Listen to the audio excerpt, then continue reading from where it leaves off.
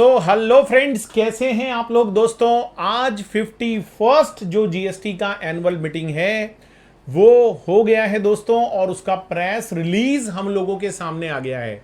तो ये जो काउंसिल का मीटिंग आज 2 अगस्त को हुआ है दोस्तों, ये एक बहुत जल्दी काउंसिल ने मीटिंग बुलाया। और ये जो मीटिंग था इसके बारे में मैं आज आपको अपडेट दूंगा, बहुत ही सरल भाषा में, सिंपल वर्ड्स में हम बातों को समझने की कोशिश करेंगे। जो हमारी जो माननीय वित्त मंत्री हैं, फाइनेंस मिनिस्टर है निर्मला सीतारमण जी, उन्होंने अपनी प्रेस रिलीज में दोस्तों हमको बताई है। तो दोस्तों स्टार्ट करते हैं आज के इस इंपॉर्टेंट अपडेट को ऑनलाइन गेमिंग कंपनीज के लिए। आज की ये जो मीटिंग थी ये बहुत इंपॉर्टेंट थी। 28% जीएसटी लगने की बात हमारी लास्ट जीएसटी की जो मीटिंग थी 11 जुलाई को, उसके अंदर सामने आई थी। लेकिन एक बहुत बड़ा संकट कि 28% बैट वैल्यू पर लगाया जाएगा दोस्तों, ये गेमिंग इंडस्ट्री को तबाह करने वाला एक तरह से डिसीजन था। तो इसके ऊपर बहुत सारे रिप्रेजेंटेशन दिए गए, मैंने भी बहुत सारे अपने वीडियोस यहां पर डाले, ट्विटर पर हमने ट्वीट किए।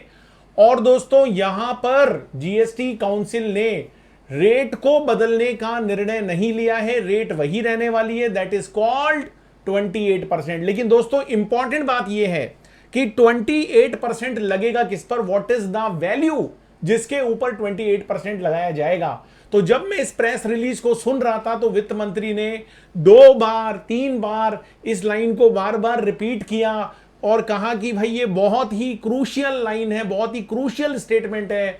उन्होंने अपडेट कर दिया है दोस्तों कि ये 28% डिपॉजिट मनी पर लगेगा, वो डिपॉजिट मनी जो प्लेयर ने खुद जमा कराई है या प्लेयर के बिहाफ पर जो सप्लायर है मतलब गेमिंग कंपनी है उसने जमा कराई है।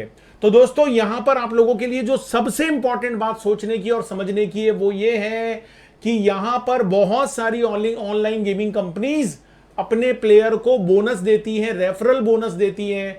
तो दोस्तों वो जो बोनस है, वो बोनस अगर एज अ डिपॉजिट यूज किया जाता है बाय द प्लेयर, तो मैं जहां तक समझता हूं उस बोनस अमाउंट पर भी जीएसटी लग जाएगा।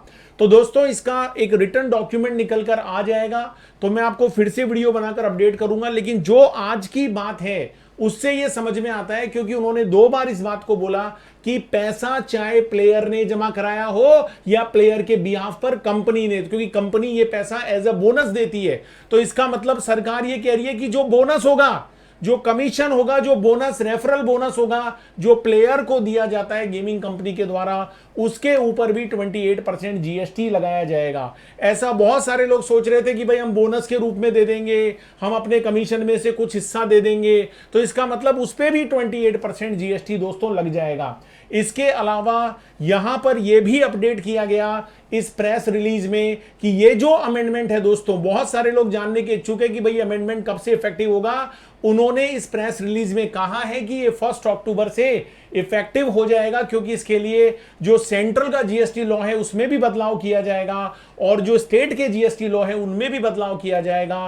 गोवा और सिक्किम पर वित्त मंत्री ने 2 बार 3 बार बोला कि गोवा सिक्किम ने इसका विरोध किया, लेकिन गोवा और सिक्किम ने जो बात बोली, उन्होंने बोला भाई 18% की जगह आप 28 ले लो, लेकिन जीजीआर पर ले लो, जो प्लेटफॉर्म फीस है उस पर ले लो। लेकिन वित्त मंत्री ने कहा कि अगर 28% लगा भी दिया जाए प्लेटफॉर्म फीस पर, तो वो टोटल रेवेन्यू का 11 से 12% ही होता है। तो ये बहुत कम है, इसलिए हम इसको डिपॉजिट अमाउंट पर लगाएंगे। दोस्तों उन्होंने इस बात को क्लियर किया है कि जो विनिंग अमाउंट है उससे अगर गेम खेला जाता है, उससे अगर बैट लगाई जाती है, तो विनिंग वाली राशि पर 28% नहीं लगेगा। कुल मिलाकर आप समझ लो जो भी पैसा इन्वॉल्व होगा उसके ऊपर 28% लगेगा, लेकिन जो विनिंग वाला अमाउंट है उससे अगर गेम खेला जाता है, उससे अगर बैट लगाई जाती है, तो उसके ऊपर कोई जीएसटी नहीं लगने वाला। दोस्तों वित्त मंत्री बीच में चले गए थे और फिर जो सेक्रेटरी थे उन्होंने उस मोर्चे को संभाला। तो कुछ लोगों ने क्वेश्चन पूछे कि भाई बाहर से जो लोग अपनी ऐप चला रहे हैं, तो जो विदेश से ऐप चला रहे हैं, तो जो हमारे सेक्रेटरी थे, जो ऑफिसर्स वहां पर मौजूद थे, उन्होंने ये बोला कि उन पर बैन लगाया जा सकता है, उनकी मॉनिटरिंग की जा रही है, क्योंकि बहुत सारे लोग ये सोच रहे थे हम विदेश में कंपनी खोलकर गेम चला लेंगे। तो यहां पर सरकार का एक बहुत ही सख्त रवैया है, जो बिना जीएसटी दिए विदेश से गेमिंग कंपनियों को ऑपरेट कर रहे हैं, वहां पर सरकार एक बैन लगा सकती है दोस्तों। मैं यहां पर एक चीज और बोलना चाहूंगा कि बहुत सारे ऑफलाइन गेम मार्केट में चल रहे हैं जिस पर भी सरकार को नजर या बहुत ज्यादा ध्यान देने की जरूरत है, क्योंकि वहां पर टैक्स का रेवेन्यू बहुत ज्यादा लीकेज हो रहा है और जो रियल में टैक्स देकर बहुत सारे लोग गेम चला रहे हैं उनको एक बहुत बड़ा कंपटीशन का सामना करना पड़ता है, क्योंकि गलत तरीके से ऑफलाइन गेम खिलाकर बिना टैक्स दिए अगर कोई पैसा कमा रहा है तो उस पर सरकार को बहुत ज्यादा सख्त ध्यान देने की जरूरत है दोस्तों। तो ये था आज का ताजा अपडेट दोस्तों। जैसे ही इसका रिटर्न डॉक्यूमेंट आएगा मैं आपके सामने एक एक शब्द को बहुत डिटेल में डिस्कस करूंगा। हमारे साथ बस बने रहिएगा। चैनल पर नए, चैनल को सब्सक्राइब करके बेल आइकन जरूर हिट कर ले दोस्तों। जैसे ही कोई नई अपडेट आएगी मैं आप लोगों के लिए ये वीडियो जरूर बना दूंगा।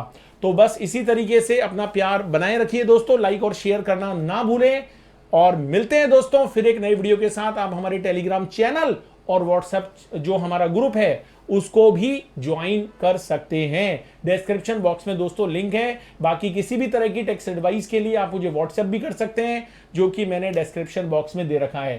Thank you so much for watching. और लास्ट में एक ही बात बोलूंगा, जोश दिल में जगाते चलो और जीत के गीत गाते चलो। Thank you so much for watching this video.